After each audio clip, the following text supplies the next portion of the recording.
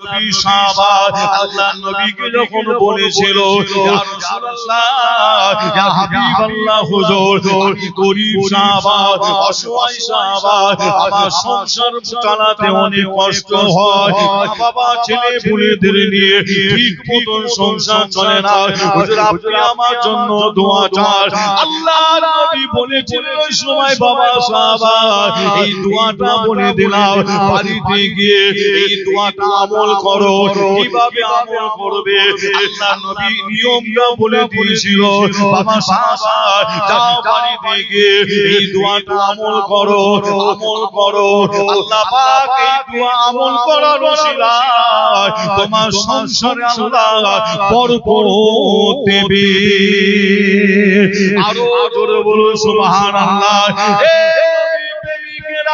হাদিস শরীফের মধ্যে পাওয়া যায় ওই গরীব সাহাবাটা বাড়িতে চলে যায় বাড়িতে গিয়ে দোয়াটা আমল করতে লাগে দোয়াটা পড়তে লাগে দোয়াটা আমল করতে লাগে একদিন যায় দুদিন যায় তিন দিন যায় এইভাবে দোয়াটা আমল করতে লাগে গরীব সাহাবা অসহায় সাহাবা এমন সাহাবা হুজুর ছিল কারো বাড়িতে একদিন রান্না হতো না দুদিন রান্না হতো না তিন দিন রান্না হতো না আল্লাহ নবী সাহাবারা কত কষ্ট করেছিল খাজুর খেয়ে পানি খেয়ে দুদিন তিন দিন কাটিয়ে দিত এই যুবকেরা তাই আপনাদের জানিয়ে দেয় আল্লাহ নবী সাহাবা আল্লাহ নবীর বলে দেয়া দোয়াটা এইভাবে বেশ কিছুদিন আমল করার পরে সাহাবা হুজুরটা আবার আল্লাহ নবীর দরবারে এলেন আল্লাহ নবীকে সালাম দিলেন আমার আপনার নবী সালামের জবাব দিয়েছিল আল্লাহ নবীকে সাহাবা হুজুর বলতে লাগে ইয়া রাসূলুল্লাহ ইয়া হাবিবাল্লাহ হুজুর আপনি আমাকে কি চিনতে পারছেন না আমি আপনার সেই অসহায় সাহাবা গরীব সাহাবা আমার সংসারে বড় অভাব ছিল আল্লাহ নবী বললেন কি হয়েছে বলো সাহাবা হুজুর বলেছিল ইয়া রাসূলুল্লাহ ইয়া হাবিবাল্লাহ হুজুর আপনি আমাকে একটা দোয়া বলে দিয়েছিলেন আমি দোয়াটা আমল করেছি এই দোয়া আমল করার ওসিলায় আমার সংসারের সমস্ত অভাবকে আল্লাহ দূর করে দিয়েছে জোরে হবে না সুবহানাল্লাহ ইয়া রাসূলুল্লাহ ইয়া হাবিবাল্লাহ হুজুর দোয়াটা আমল করার কারণে আল্লাহ আমার সংসারে এত বরকত দিয়েছে আমার বাড়িতে আমার সংসারে মা ধন রাখার মতো জায়গা নাই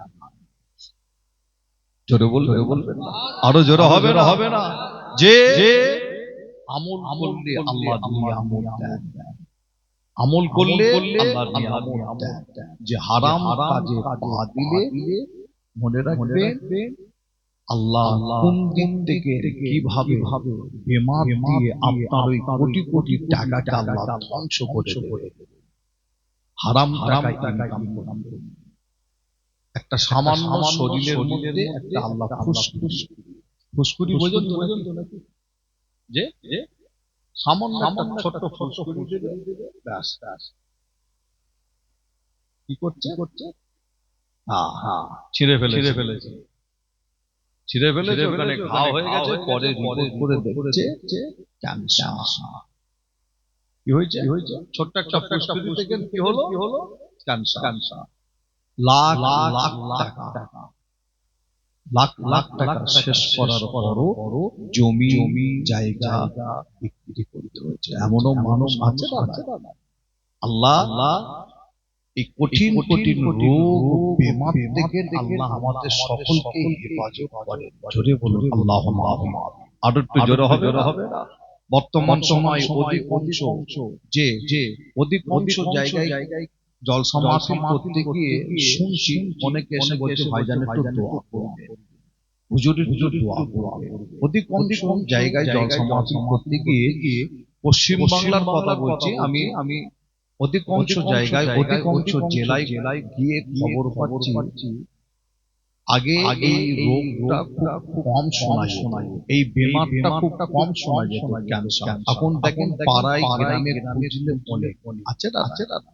তবে আপনাদের ছোট ভাই ছেলে হিসাবে একটা কথা বলি, যদি কোনো মুসলমান মুখে যদি রসুলের এই সুন্নাতটা যদি রাখে, এই দাড়ি যদি রাখে, বড় বড় ডক্টর বৈজ্ঞানিক তারা বলছে নবীর সুন্নাত রাখার কারণে ওই ব্যক্তির শরীরে কঠিন কঠিন রোগ বেমার হয় না। জোরে জোরে আর একটু জোরে হবে না? দেখেন আল্লাহ কি নিয়ামত করেছেন এই দাড়ি। নবীর যেমন একটা বড় সুন্নাত, গুরুত্বপূর্ণ সুন্নাত, আবার এই দাড়ি রাখার কারণে বর্তমান ডক্টর বৈজ্ঞানিক অনেকে বলছে, আর ডক্টর বৈজ্ঞানিক শুধু বলছে যে না, লক্ষ্য করে দেখবেন তাদের মধ্যে অনেকে দাড়ি রাখছে। যারা খেলা দেখতে পছন্দ করে, যুবক অনেকে আছে খেলা দেখতে পছন্দ করে, লক্ষ্য করে দেখবেন বড় বড় খেলোয়াড় যারা, তারা কিন্তু দাড়ি রাখছে। যে ডক্টর বৈজ্ঞানিক বলছে না যে দাড়িটা আপনি রাখবেন কখন, এক মুষ্টি রাখতে হবে, তারা বলছে দাড়ি রাখতে হবে। যদি কেউ মুখে যদি দাড়ি রাখে, যে কিন্তু এক মুষ্টি দাড়ি রাখাটা হলো কি আমার নবীর কি এটা সুন্নাত, এক মুষ্টি দাড়ি রাখা। আবার আল্লামা রুহুল আমিন সাহেব হুজুর তিনি তিনার কিতাবের মধ্যে লিখছেন, আল্লামা রুহুল আমিন সাহেব হুজুর এই দাড়ির ব্যাপারে লিখছেন দাড়ি রাখাটা হচ্ছে ফরজ। জোরে হবে না?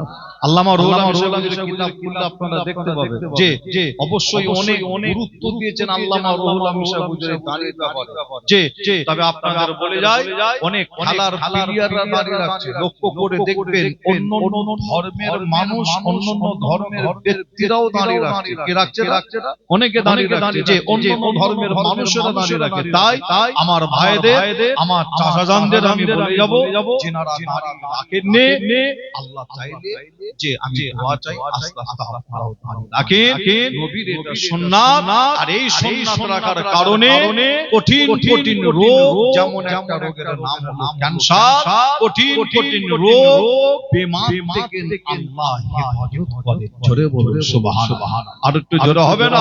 আল্লাহর নবী সাহাবা, যে আল্লাহর নবী সাহাবা আল্লাহ রাসূলকে বললেন, ইয়া রাসূলুল্লাহ, ইয়া হাবিবাল্লাহ, হুজুর আপনার ওই দোয়াটা আমল করার কারণে আল্লাহ আমার সংসারের সমস্ত অভাব আল্লাহ মিটিয়ে দিয়েছে, এবং আমার সংসারে আল্লাহ এত বরকত দিয়েছে, আমার বাড়িতে ধন দৌলত মাল রাখার মতন জায়গা নেই। আরেকবার জোরে আরো জোরে হবে না? অন্য সাহাবা হুজুর ওই সাহাবা হুজুর থেকে ঘিরে ধরেছে।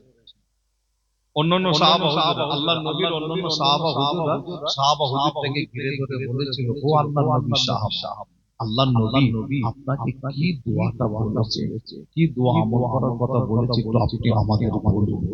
যে সাহাবা বলেছিলেন, আল্লাহর নবী যে দোয়াটা আমাকে আমল করতে বলেছিলেন, দোয়াটা আমল করার নিয়মটা বলেছিলেন। নিয়মটা হলো ফজরের ফরজ নামাজ পড়ার আগে, ফজরের সুন্নাত নামাজ পড়ার পরে, ফজরের ফরজ নামাজ পড়ার আগে, ফজরের সুন্নাত নামাজ পড়ার পরে 100 দোয়াটা আমল করার কথা বলেছিলেন। আল্লাহ এই দোয়া পড়ার ওসিলায় আমার সংসারের সমস্ত অভাবকে আল্লাহ দূর করে দিয়েছে। জোরে বলুন সুবহানাল্লাহ। আর একটু জোরে হবে না? মুসলমানের ঘরে ছেলে মেয়েরা, বাড়া তরুণেরা, আমার নওজওয়ান যুবকেরা, পরন্তরালে মা বোনেরা, আপনাদের জানিয়ে দেয়, আপনাকে আমাকে হারাম থেকে দূরে থাকতে হয়, হারাম খেলে হবে না। এই যুবকেরা, আমার মুরব্বি চাচা জানেরা, আল্লাহ পেতে গেলে, নবী পেতে গেলে, রাসূল পেতে গেলে হালাল খেতে হয়, শরীরে হালাল রক্ত তৈরি করতে হয়। এই যুবকেরা, আমার মুরব্বি চাচা জানেরা, আপনাদের জানিয়ে দেয়, আমার নবী সাহাবা হযরতে বেলাল হুজুর, তিনি আল্লাহর নবীকে পাওয়ার জন্য, আল্লাহর রাসূলকে ভালোবাসার জন্য জন্য, আল্লাহকে পাওয়ার জন্য, আল্লাহকে ভালোবাসার জন্য হযরতে বেলাল হুজুর তিনি আল্লাহর নবীর সুন্নাতকে এতটা মজবুত করে ধরেছিল, এতটা ভালোবেসেছিল। হযরতে বেলাল হুজুর যখন আল্লাহকে আল্লাহ বলে, নবীকে নবী বলে, ঈমানের কলমা পড়ে যখন মুসলমান হয়ে গেছিল, এই খবরটা বেলাল হুজুর মুসলমানের এই খবরটা দুনিয়ার মনিব উমাইয়ার কাছে পৌঁছে গিয়েছিল। বেলাল নাকি ঈমান এনেছে, বেলাল নাকি মুসলমান হয়েছে। দুনিয়ার মনিব উমাইয়া শোনার সাথে সাথে ওই সময় বেলাল হুজুরকে ডাক করিয়েছিল, বেলাল একবারে দিকে এসো। আল্লাহ নবী সাহাবা হযরতে বেলাল হুজুর ওই সময় দুনিয়ার মনিব উমাইয়া সামনে গিয়ে দাঁড়িয়েছিল। বেলাল হুজুর ওই সময় দুনিয়ার মনিব উমাইয়া সামনে দাঁড়িয়েছিল। হযরতে বেলাল হুজুর দাঁড়ানোর সাথে সাথে উমাইয়া বেলাল হুজুরকে জিজ্ঞাসা করে, তুমি নাকি আল্লাহকে আল্লাহ বলে, নবীকে নবী বলে ঈমান এনে কলমা পড়ে নাকি মুসলমান হইছো? আল্লাহ নবী সাহাবা মদিনার মসজিদের মুয়াজ্জিন আল্লাহ নবী সাহাবা হযরতে বেলাল হুজুর ওই সময় বলেছিল যে হ্যাঁ, আমি আল্লাহকে আল্লাহ বলে, নবীকে নবী বলে ঈমান এনে কলমা পড়ে মুসলমান হইছি। দুনিয়ার মনিব উমাইয়া এই কথাটা শোনার সাথে সাথে বলেছিল, বেলাল বেলাল আল্লাহ বলা যাবে না, বেলাল নবী বলা যাবে না, বেলাল আল্লাহ বলা বন্ধ করতে হয়, নবী বলা বন্ধ করতে হয়, ইসলাম ছেড়ে দিতে হয়, কোরআন ছেড়ে দিতে হয়। আমাদের বেলাল হুজুর ওই সময় বলেছিল, শুনে রাখো, আমি বেলাল, আমার শরীরে এক ফোঁটা রক্ত থাকতো, আমি আল্লাহ রাসূলকে ভুলতে পারবো না। আরো জোরে বলো সুবহানাল্লাহ। দুনিয়ার মনিব উমাইয়া বেলাল হুজুরের জবান থেকে যখন এই কথাটা শুনলো, আমার শরীরে এক ফোঁটা রক্ত থাকতে আল্লাহ রাসূলকে বলতে পারবো না। দুনিয়ার মনিব এই কথাটা শোনার সাথে সাথে দুনিয়ার মনিবের রাগ হয়েছিল। দুনিয়ার মনিব রেগে গিয়ে বলেছিল কি জানে, দুনিয়ার মনিব তার বাহিনীকে অর্ডার করেছিল, তার বাহিনীদের বলেছিল, বেলালকে ধরো, বেলালকে ধরো, বেলালকে ধরে জেলখানায় বন্দী করো। দুনিয়ার মনিব উমাইয়া তার একটা বিশাল বড় বাহিনী ছিল। ওই বাহিনীরা করেছিল কি জানে, আল্লাহ নবী সাহাবা হযরতে বেলাল হুজুরকে তারা ধরেছিল। তারা চতুর্দিক থেকে ঘেরাও করে বেলাল হুজুরকে ধরে তারা জেলখানার ভেতরে নিয়ে গিয়ে বন্দী করে দিয়েছিল। বেলাল হুজুরকে জেলখানার ভেতরে বন্দী করে দিয়ে ওই সময় দুনিয়ার মনিব উমাইয়া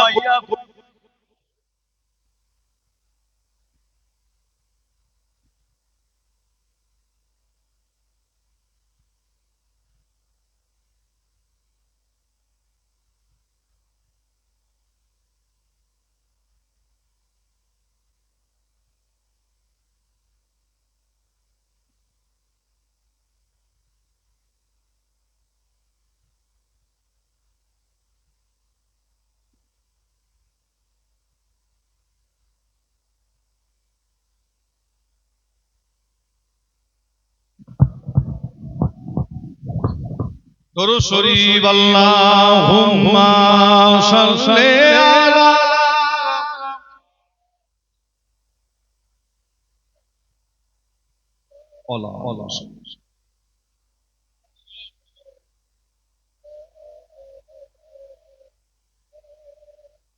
যত সুবিধা তত কি অসুবিধা, তাই তো? আগে ছিল তার দিয়ে, চলে যেত মেশিন, আর এখন হয়েছে ব্যাটারি সিস্টেম। এটা হয়, এটাই জলসা মহসা হয়। মাইকালারও কোনো দোষ নাই, বুঝতে পারছেন? ওনারও কোনো দোষ নাই। ব্যাটারি শেষ হয়ে গেছে, তাই তো? যত সুবিধা তত অসুবিধা। মোবাইল যেমন ভালো, আবার একদিক থেকে খারাপ। যে এই যে বিভিন্ন রোগ বেমার হচ্ছে, আমি আপনি অনেকে বুঝতে পারছি না, এই মোবাইল থেকে অনেকের রোগ বেমার হচ্ছে। এটা কি জানেন যে মাথার কাছে মোবাইল রেখে শোয়াটা কি নিষেধ করছে, যে আপনি যখন বাড়িতে ঘুমাবেন বালিশে মাথা দিয়ে মোবাইলটা মাথার কাছে রাখবেন, ব্রেন ক্ষতি হয়, ব্রেনের ক্ষতি হয়। আবার এই মোবাইল যত কানে আমরা নিয়ে ফোনে যত কথা বলি মোবাইলে, কানের সমস্যা হচ্ছে না? বর্তমান সময় লক্ষ্য করে দেখুন অনেকের কানের সমস্যা। কেন? কানে মোবাইল ধরে। আবার অনেকের চোখের সমস্যা হচ্ছে। কেন? মোবাইল ঘেটে রাত জেগে মোবাইল দেখে আবার অনেকের চোখের সমস্যা, চোখের ডাক্তার দেখাচ্ছে। এটা ডক্টরদের কাছ থেকে খবর নিলে পাওয়া যায়। অধিকাংশ এই কানের সমস্যা, চোখের সমস্যা, ব্রেনের সমস্যা। তবে আবার দুটো গেম বেরিয়েছে বাজারে, যে ওটা তো আরো সর্বনাশ করে ফেলছে। একটার নাম হলো ফ্রি ফায়ার, আর আরেকটার নাম হলো পাবজি। তাই ধরে কি? হ্যাঁ, একটার নাম ফ্রি ফায়ার আর একটার নাম পাবজি। ইমাম সাহেব ভালো জানে এলাকার ছেলেরা খেলে কি খেলে না। তাই তো ইমাম সাহেব ভালো জানে এলাকা ভালো জায়গা, খুব ভালো জায়গা নাকি? হ্যাঁ, ইমাম সাহেব বলছে আল্লাহর ওলি মানুষ। বুঝতে পারছে? দুটো গেম বাজারে বেরিয়েছে, আর এই গেম খেলতে খেলতে এত জোর খিদে লেগে গেছে, খাবার সময় পায় না। বুঝতে পারছে না? খেলেই যাচ্ছে। হ্যাঁ, বুঝতে পারছেন? আমার একটা ছেলে আছে, আমার কাছে আমার সাথে যাতায়াত করে একটা দুটো ছেলে আছে, মাদ্রাসায় পড়াশোনা করে। বুঝতে পারছে? আমি দেখছি ঘুমের ভেতরে খেলছে। গাড়ি করে আমার সাথে জলসায় যায়, জলসায় আসে। বুঝতে পারি কানে এখন সব ব্লুটুথ হেডফোন বেরিয়েছে, এর যেমন তার নেই, আবার হেডফোনের আবার তার নেই। একটা ছোট মতো কানে রেখে আমি বুঝতে পারিনি, পিছনে সিটে বসে তখন বলছি ডায়েরিটা দে রে, শুনতে দাওতে ডায়েরি। বুঝতে পারছেন? ফোন করেছে হুজুর অমুক তারিখটা ফাঁকা আছে, দেখেন। ডায়েরি দেখতে হবে। ব্যাগের ভেতরে ডায়েরি আছে, আমি ডায়েরিটা চাইছি। কোচি ডায়েরিটা দাও গো, ডায়েরিটা দে। শুনতে পারেন, দুবার তিনবার করে বলছি, ফুল দমে খেলছে, দুটো কানের লাগিয়ে রেখেছে হেডফোন। হ্যাঁ, যাই হোক, যত আপনার দেখবেন রোগ বেমার হচ্ছে বর্তমান সময়, দেখবেন এই মোবাইল থেকে অধিকাংশ রোগ বেমার হচ্ছে। আল্লাহ হেফাজত করেন, যতটা কম ব্যবহার করা যায়। এখনো এমনও কিছু মুরুব্বি চাচা আছে, বয়স্ক চাচা আছে, বড় মোবাইল ব্যবহার করে না, ছোট মোবাইল। এমনও ব্যক্তি, এমন মোবাইলই ব্যবহার করে না। আছে না? এমনও মানুষ আছে। যাক, এটা যেমন প্রয়োজন আছে, আপনি গাড়ি নিয়ে ধরেন, আমি আমার কথা বলছি, গাড়ি নিয়ে ফুটবল শুনতে বার হয়েছি, টাকা পয়সা পকেটে নিতে ভুলে গেছি, বাড়ি থেকে নিতে ধরেন ভুলে গেছি, গাড়িটা পাম্পে ঢুকিয়ে দিয়েছে ড্রাইভার সাহেব, তেল পাম্পে তেল নেওয়া হয়েছে, বলা হচ্ছে ফুল ট্যাঙ্ক তেল করে নাও। ফুল ট্যাঙ্ক বুঝতে পারছেন? অনেক তেল লাগবে না, অনেক টাকা। ফুল ট্যাঙ্ক তেল দেওয়ার পরে পকেটে হাঁটছি, টাকা দিতে তো ভুলে গেছি, পকেটে টাকা আছে কি মোবাইল। বুঝতে পারছেন? আবার এখন বেরিয়েছে ফোন পে। তাই তো দেখি পাম্পের সাথে মোবাইলে, পাম্পে আপনার স্ক্যানার আছে, শুধু বলতে ঠেকিয়ে দেন খালি। ক্যামেরা খুলে বলছে ঠেকিয়ে দেন, ব্যাস। এবার কত দেবেন আপনি দিয়ে দেন। মোবাইলে ফোন পে বেরিয়ে না, পেটিএম বেরিয়েছে, ফোন পে বেরিয়েছে। আর এই পেটিএম ফোন পে বেরিয়ে আবার এমন হয়েছে না, জলসা হুজুররা যারা জলসা মাহফিল করে, হুজুর বক্তা মাওলানা সাহেব পীরজাদা, বুঝতে পারছে? ভালো একটা ব্যবসা পেয়ে গেছে। শুধু বলছে ফোনে মেরে দাও, খাও। বুঝতে পারছেন? খালি বলছে ফোনে মেরে দাও। দিতে হবে কত? বলছে দিতে হবে 30,000, 40,000, 50,000 টাকা ভিজি। বুঝতে পারছে? জলসা কমিটির ছেলেরা দাওয়াত করতে গেছে, বলছে 50,000 লাগবে, 40,000 লাগবে, 30,000 লাগবে, দিলে যাবো, না দিলে যাব না। বুঝতে পারছে? আচ্ছা, এমন কিছু পশ্চিমবাংলায় এমন কিছু গ্রাম আছে, মুসলমান গ্রাম আছে, গরিব গ্রাম আছে না, খুবই পাড়াটা এলাকার মানুষজন, পাড়ার মানুষ খুব গরিব। বুঝতে পারলে? তাদের শখ হয়েছে একটা জলসা, যেমন একটা প্যান্ডেল করেছে, আবারও মিষ্টি করেছে। তাদের শখ হয়েছে অমুক ভাইকে নিয়ে আসবো বা অমুক মাওলানা আনবো। 30,000, 40,000 টাকা যদি চায়, তারা দেবে কিভাবে? ঠিক না? দেবে কিভাবে? যে না দিলে যেতে পারবো না। তাহলে তাদের একটা বড় আশা, বুঝতে পারলে? কিন্তু আমি আসিম বিল্লাহ সিদ্দিকী বলি, দাদা হুজুর পীর কিবলার ওসিয়াতনামা যে বর্তমান সময়, বর্তমান টাইমে অধিকাংশ আলেম ওলামা, পীর সাহেব, পীরজাদা দাদা হুজুরের যা ওসিয়াতনামা আছে, তিনি যা লিখে গেছে, সকলেই সব মানে দাবি করে। আমি আসিম বিল্লাহ সিদ্দিকী বলছি যে না, তারা দাবি করে আমরা সব মানি, কিন্তু একটা ওসিয়াত মানা যায় না। কোনটা বলেন? হ্যাঁ, একা শোনো না, দাদা ঠিক ধরেছে। সব ওসিয়াত মানি, একটা ওসিয়াত, সেটা হলো কন্টাক্ট করে, ধার্য করে অজনসিয়াত জলসামাত করা দাদা হুজুর বলছে চলবে না, মানা করেছে, নিষেধ করেছে। বর্তমান সময় সব ওসিয়াত মানে দাদা হুজুরকে মহব্বত করি, ভালোবাসি, অনেকে বলে সব মানি, কিন্তু দাদা হুজুরের ওই ওসিয়াতনামাটা মানি না। মুখে বলেন এই কথা, কিন্তু অন্তর থেকে তারা মানে না, অন্তর থেকে মানে না। তবে আপনাদের ছোট ভাই, ছেলে হিসাবে আপনাদের বলে যাব, আল্লাহ করে আপনারা দাদা হুজুরের মহব্বতের মানুষ, ভালোবাসার মানুষ, দাদা হুজুরকে মহব্বত করবেন, ভালোবাসবেন। দাদা হুজুরের ওসিয়াতনামা অনুযায়ী যারা চলে, তাদের সাথে সম্পর্ক রাখবে, মহব্বত রাখবে। বর্তমান সময় আমি বিদায় নেব আপনাদের কাছ থেকে, আলোচনা কমপ্লিট করতে পারলাম না। আমার ভাই আপনাদের খেদমতে আসবেন, আলোচনা করবেন। বর্তমান সময় মোবাইল খুললে যে কথা বলছিলাম, মোবাইল খুললেই দেখতে পাওয়া যায় ফুরফুরা শরীফের নানা রকম খবর পাওয়া যায়। অমুক জাদা এই কথা বলছে, অমুক পীর সাহেব ও কথা বলছে, অমুক ভাই সাহেব এ কথা বলছে, যে বিভিন্ন রকম খবর মোবাইল খুললে পাওয়া যায়। যে আপনার দাদা হুজুর পীর কিবলার যিনারা ভক্ত মুরিদ যিনারা আছে, ফুরফুরাকে যারা ভালোবাসে, তাদের ঠিক না ভুল বলছি? যে কিছু পীর সাহেব, কিছু পীরজাদা, কিছু আলেম, কিছু বক্তা, কিছু মাওলানা একে অপরের বিরুদ্ধে এমন কথাবার্তা দেখতে পাওয়া যায়, যে বিশেষ করে ফুরফুরা শরীফ থেকে এমন কিছু বক্তব্য আপনারা শুনতে পান। এটাও আমি মানি, আপনাদেরও যেমন দুঃখ, আমাদেরও ফুরফুরা শরীফের আমরা অনেক পীরজাদা আল্লাহ করে আছি, আমাদেরও অনেক বড় দুঃখ। তবে আমি আসিম বিল্লাহ সিদ্দিকী এখানে একটাই কথা বলি, সেটা হলো কি, আমি যে এটা আপনাদের বোঝানোর জন্য একটু বলি, দাদা হুজুরের ওসিয়াতনামায় একটা কলম দাদা হুজুর চালিয়ে গেছে।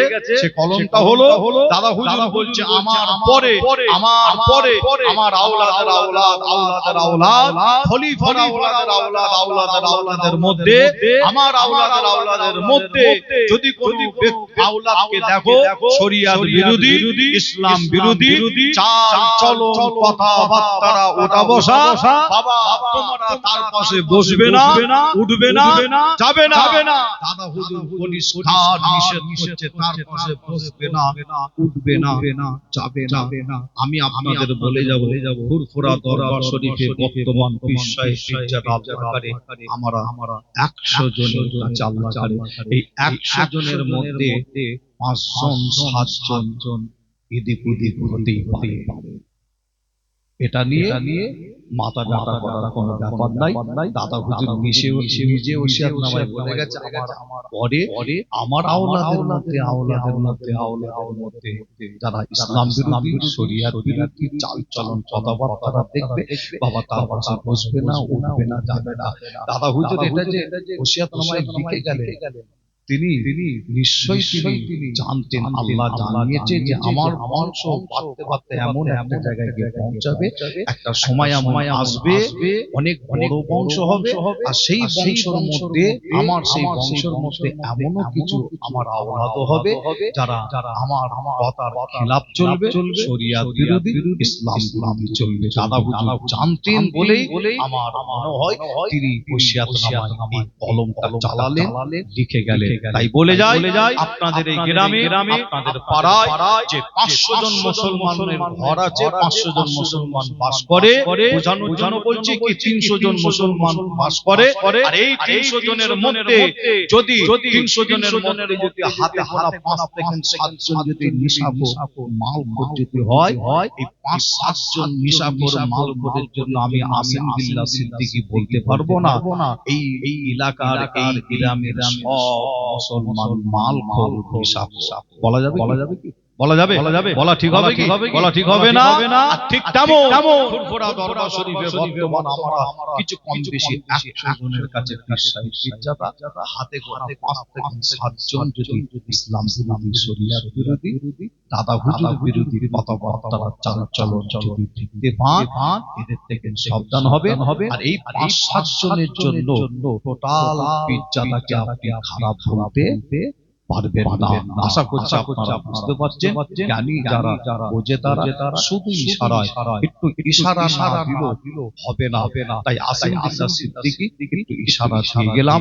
দাদা হুজুরের ওসিয়াতনামা অনুযায়ী চলবেন, ইসলাম অনুযায়ী চলবেন, শরিয়ত অনুযায়ী চলবেন। আল্লাহ আমাদের সকলকে চলার তৌফিক দান করেন এবং আমল করার তৌফিক দান করেন সুন্নাত অনুযায়ী। কি অনুযায়ী? সকলে বলে সুন্নাত অনুযায়ী আল্লাহ আমাদের সকলকে চলার তৌফিক দান করেন। জোরে বলুন আল্লাহুম্মা আমিন। আসেন আমরা সকলে মিলে নবীর প্রেম ভালোবাসা বুকে নিয়ে একটু উঠে দাঁড়িয়ে মাহফিল শুরুতে আল্লাহ করে আমার পরে আসবেন যে ফুরফুরার বয়োজ্যেষ্ঠ পীর আল্লামা পীর কুতুবউদ্দিন সিদ্দিকী চাচা জান হুজুরের ছোট সাহেবজাদা পীরজাদা আম্মারউদ্দিন সিদ্দিকী ভাই, তিনার পরে আবার আসবেন আপনাদেরও কাছের মানুষ, মহব্বতের মানুষ, জনাব হযরত মাওলানা মুহাম্মদ মুফতি আব্দুল কাইয়ুম সাহেব, তিনি আপনাদের খিদমতে আসবেন। তিনার পরে আবার আসবেন জনাব হযরত মাওলানা মুহাম্মদ মুফতি রাজুক আলী ভাই, তিনি আসবেন। আখিরি দোয়া মুনাজাত করবেন। আপনারা আমার জন্য দোয়া রাখবেন, আমিও দোয়া রাখি। ফুরফুরা শরীফে যখন যাবেন আমার বাড়িতে দাওয়াত রইল, গরিবের বাড়িতে মেহমান আপনারা আসবেন। কি যাবেন না আপনারা? এটাই কি সম্পর্ক? আপনাদের গ্রামে আসলাম, পাড়ায় আসলাম, অজনসিয়াত করলাম, এখানে সম্পর্ক কি শেষ? এখানে কি শেষ? বলুন এখানে শেষ নাই। আপনাদের বলে গেলাম যাবে, যখনই যাবেন গরিবের বাড়িতে একটু মেহমান আসবেন। আসেন সকলেই নবীর প্রেম ভালোবাসা বুকে নিয়ে উঠে দাঁড়িয়ে একটু সালামে নাজরানা পৌঁছে দেয়া নবী সালাম Ya Rasul salam alaika salam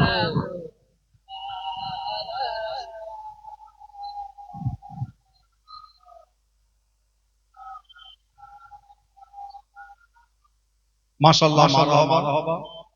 আমরা সকলে উঠে দাঁড়িয়েছি নবীর প্রেম ভালোবাসা বুকে নিয়ে সালাম করব।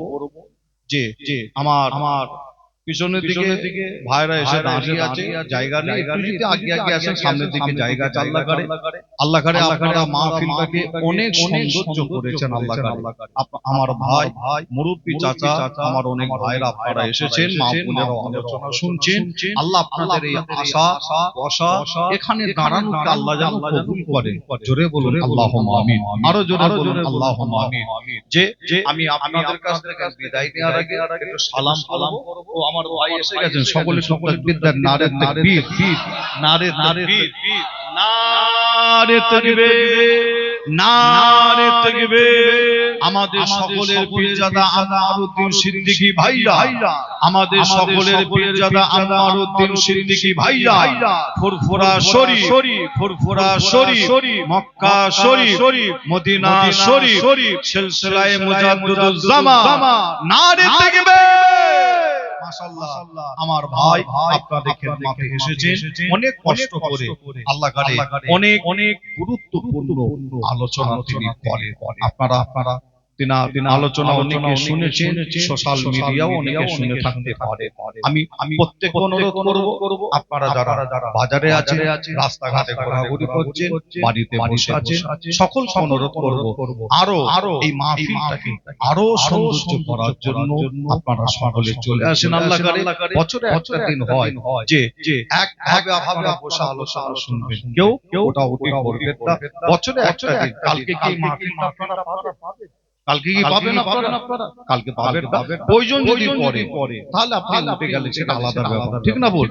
একভাবে আপনারা বসে আলোচনা শুনবেন, আল্লাহ কবুল করেন। আমার ভাইজান বলেছেন সালাম করার জন্য, যে একটু সালামটা পড়ে লিয়া নবী সালাম।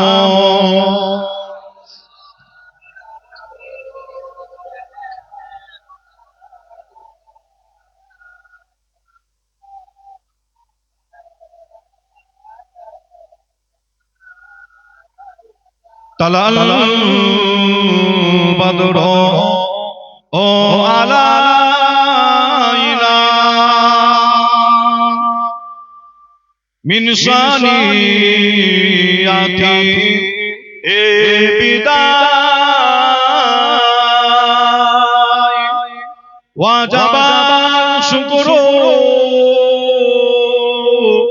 আলাইনা মাদালিল্লাহ আহিদাই ইয়া রব্বি সালাম।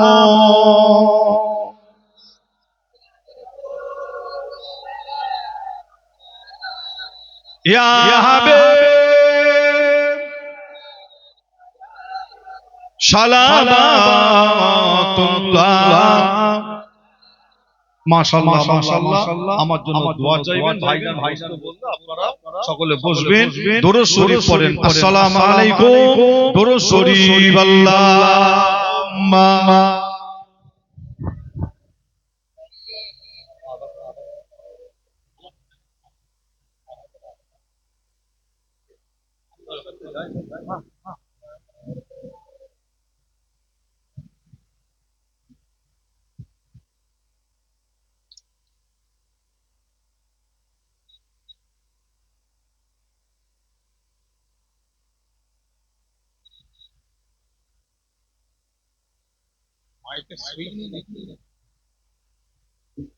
আসসালামু আলাইকুম। এই মিডিয়া জগতের বাবা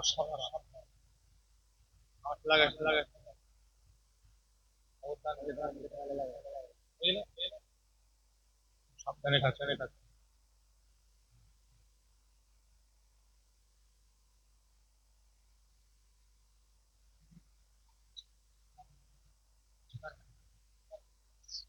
ঠিক আছে, মিডিয়া করো, দরকার আছে ইসলামের শরীয়তের জন্য মানুষকে জানাবার দরকার আছে না নাই? তোমাদের খিদমতটা একটা বড় খিদমত, কিন্তু খবরদার নিজেদের মধ্যে ঝগড়াঝাটি লাগাবে, ক্ষতি হয়। কথা ঠিক না বল? পজিশন খুব একটা ভালো নয়, সবই তো জানো। কি কথা ঠিক না বল? আপনারা যারা এদিকে আছেন সকলে বসে যান বাপ। আমার যুবকেরা চলে আসেন, মুরব্বীরা আছেন। মাশাআল্লাহ, একের বাদ এক বক্তা সব আসছে। আমার ছোট ভাই পীরজাদা আসিফ বিল্লাহ, ওনার আব্বাজান হুজুর একজন বড় আল্লাহওয়ালা পীর ছিলেন। সকলে জানেন। আমার পীর উসমান চাচাজান হুজুর, জি আল্লাহওয়ালা মানুষ, তাহাজ্জুদ গুজার মানুষ, আমলওয়ালা মানুষ ছিলেন। আমার ছোটবেলা